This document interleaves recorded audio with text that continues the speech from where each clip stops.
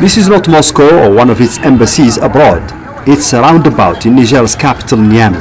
And yes, that's Russia's flag, along with those of Niger, Mali and Burkina Faso, the three Sahel states that broke away from their long-standing alliance with France, the former colonial power in the region, and created a new security pact with Russia.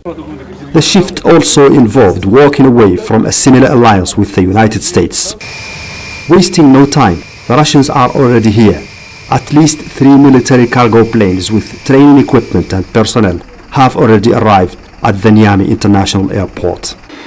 On Friday, it was revealed that Russian troops had entered the same airbase near the airport where US troops are stationed.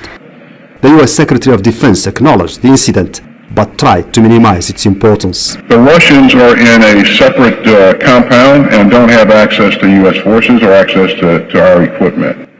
The US is in talks with Nigerian officials about an orderly withdrawal of up to 1,000 American soldiers who've been operating in Niger since 2013.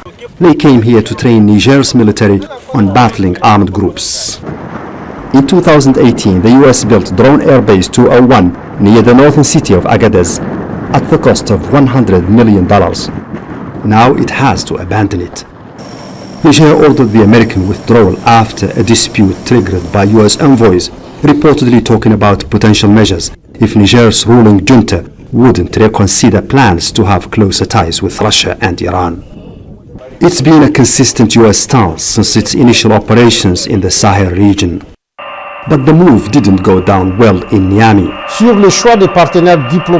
The government of Niger regrets the expressed will of the U.S. delegation to deny our country its right to choose its diplomatic and strategic partners and the type of partnership that can help it in the fight against terrorists.